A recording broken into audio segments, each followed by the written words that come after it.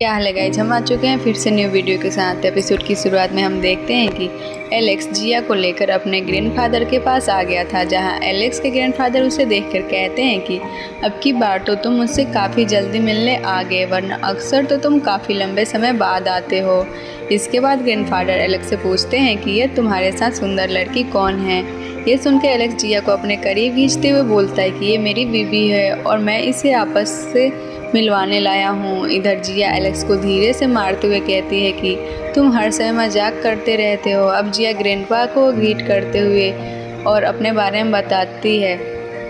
आगे वह तीनों डिनर करने जाते हैं, जहां ग्रैंडपा जिया से कहते हैं कि तुम फायर एम्पायर की बेटी हो। इस पे जिया कहती है कि जब मैं लोअर वर्ल्ड में थी तो मैंने आपके बारे में बहुत सुना था।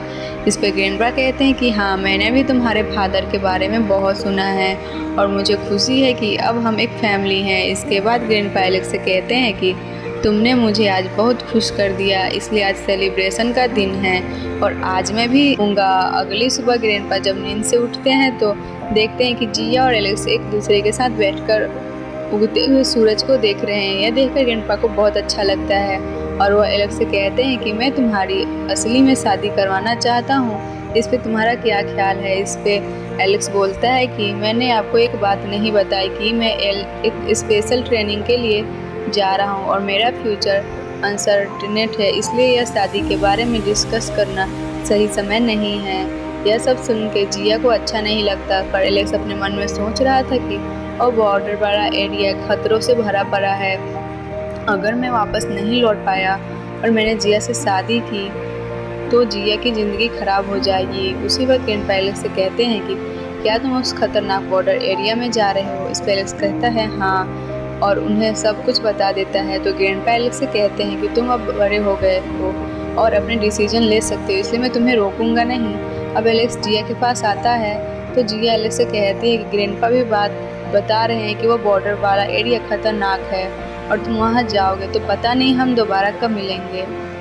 पर एलेक्स इसका जवाब नहीं देता और जिया से पूछता है कि तुम अब कहाँ जाना चाहती हो, मैं तुम्हें वहाँ छोड़ देता हूँ। इस पर जिया कहती है कि अपर वर्ल्ड में सिर्फ मेरे फादर और तुम ही मेरा इकलौता सहारा हो और अब तुम जा रहे हो तो शायद मुझे अपने फादर के पास जाना ही चाहिए।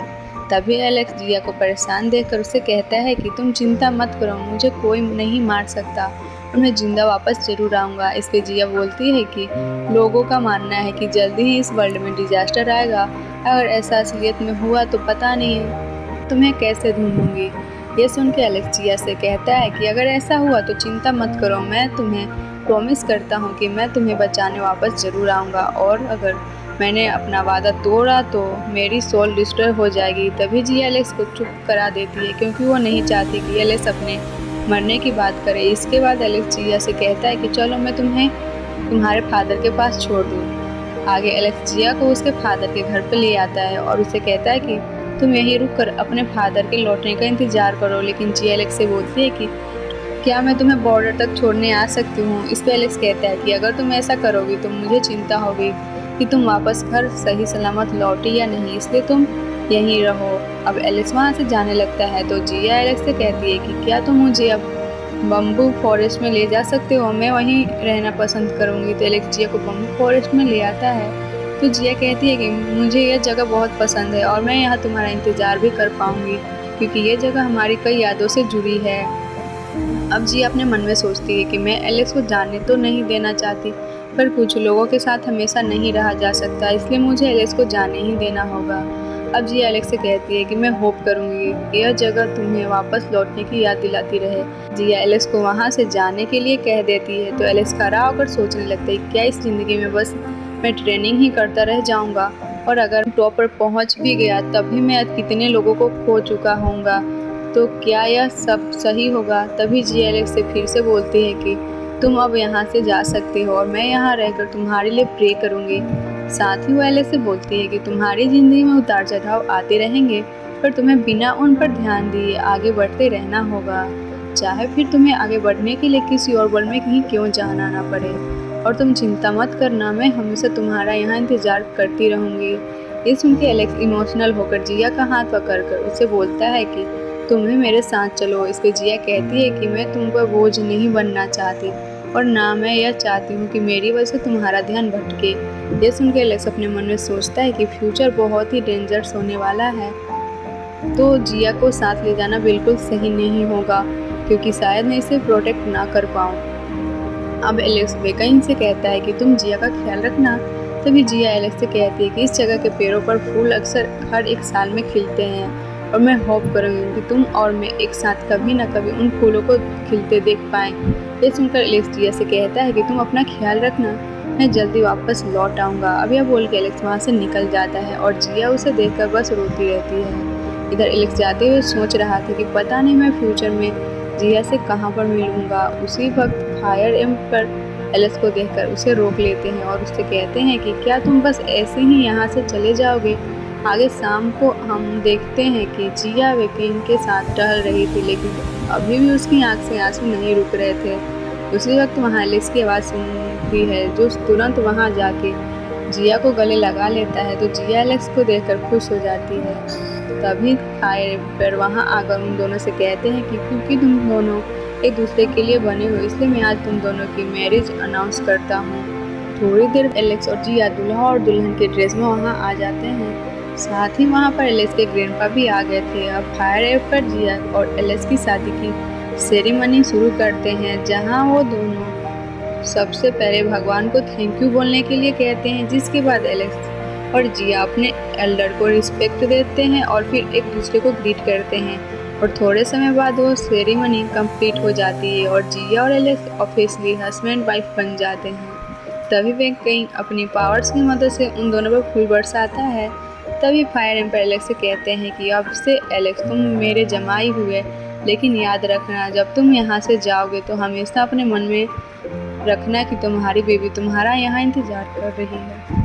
एलेक्स जिया को एक हार पहनाते हुए कहता है कि मैं हमेशा यह याद रखूँगा। तभी फायर एम्पर एलेक्स से बोलते हैं कि अगर ऐसा हुआ कि तुम वापस नहीं लौटे या फिर से नहीं मिल पाए तो यह मुलाकात ज़रूर याद रखना। यह सुन के जिया अपने मन में सोचती है कि फ्यूचर में बहुत खतरा बढ़ने वाला है, पता नहीं हम दोबारा कैसे मिल पाएंगे।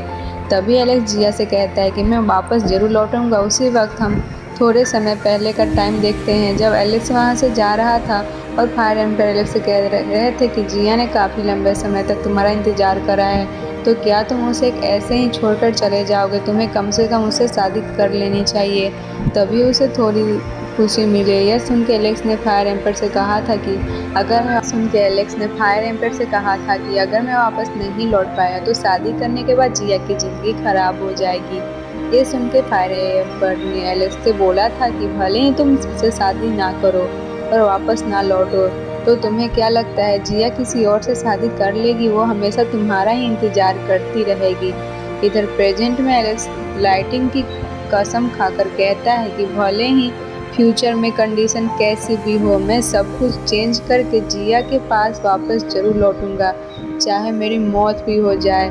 तभी मैं दूसरा जन्म लेकर जिया के पास वापस आऊँगा। आगे जिया और एलेक्स एक साथ बैठकर चांद को देखने लगते हैं और ऐसे ही सुबह हो जाती है, जहाँ सुबह होने पर जिया एलेक्स से कहती है कि तुम अब जा सकते हो, मैं हमेशा तुम्हारा इंतज़ार करूँगी। अब एलेक्स वहाँ से निकल जाता है और उस सीनियर एल्डर के पास आ जाता है, जहाँ पर लिनथियन और पर्पल बाल वाली लड़की पहले से खड़ी थी। तभी वो सीनियर एल्डर एलेक्स से कहता है कि क्योंकि तुम बॉर्डर पर जाने का डिसीजन ले लिए हो, तो तुम थोड़ी देर यहीं रुको, क्योंकि कुछ देर में बाकी कल्टीवेटर्स भी यहाँ आ जाएंगे जिन्हें टेस्ट देने के लिए जाना है।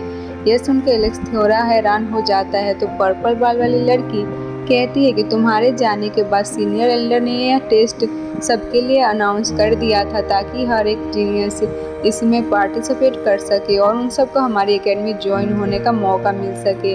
अब सीनियर एल्डर एलेक्स को बैठने के लिए एक कारपेट देते हैं, जिसे देखकर एलेक्स अपने मन में बोलता है कि यह इमोर्टल पैलेस का एक ट्रेजर है, जिस पे बैठते ही मुझे काफ़ी अच्छा लग रहा है, पर मैं ऐसी चीज़ पर पहले भी बैठ चुका हूँ, इसलिए मुझे इससे ज़्यादा फ़ायदा नहीं होगा। आगे एलेक्स देखता है कि वहाँ कई सारे कल्टीवेटर आ गए थे, जिनमें से सेकेंड बॉडी, फोर्स कलर लूट वाला बंदा, 10 क्राउन प्रिंस, निंगचान और मोटा लड़का भी था। तभी मोटा लड़का एलेक्स से कहता है कि पता था कि तुम भी यहाँ जरूर आओगे और तुमने क्या हमारे बाकी साथियों को यहाँ पर देखा है? इस पे एलेक्स कहता है कि घुमा फिरा के क्या बोल रहे हो, सीधा बोलो, तुम रैबिट गर्ल से मिलना चाहते हो।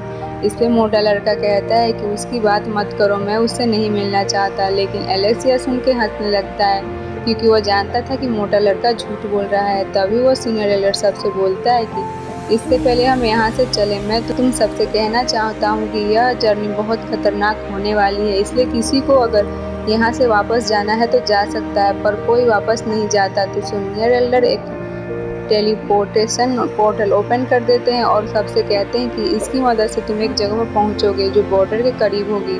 यह सुन के फ्लूट वाला बंदा सीनियर एल्डर से पूछता है कि क्या आपने इस पोर्टल की मदद से कभी ट्रेवल किया है, और सीनियर एल्डर मना करता है।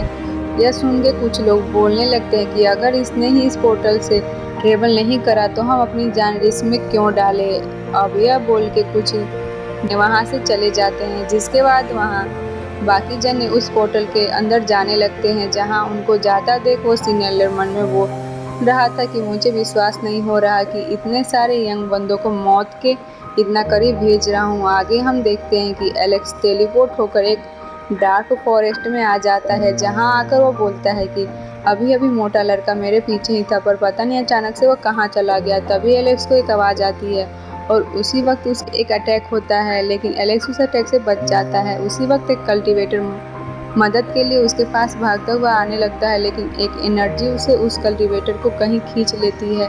तो ये देखकर एलेक्स समझ जाता है कि यहाँ पर कोई किलर छुपा है, और इसीलिए एलेक्स अपनी स्पेशल आई का इस्तेमाल करता है, पर उसके स्पेशल आई को ही ब्लॉक कर देता है। यह देखकर एलेक्स तुरंत ही अपने स्वॉर्ड निकालकर उस डायरेक्शन में अटैक करता है, जहाँ उस डायरेक्शन से वापस एक अटैक उसकी तरफ आता है। तो एलेक्स उस पूरे एरिया में स्वॉर्ड की बारिश कर देता है। तभी एलेक्स के सामने एक बहुत बड़ा एनर्जी का क्लाउड आ जाता है और उसे पकड़ने की कोशिश करता है, लेकिन एलेक्स अपने चारों तरफ एक बैरियर बना लेता है। तभी एलेक्स क्लाउड के बीच एक बड़ी सी आंख दिखता है।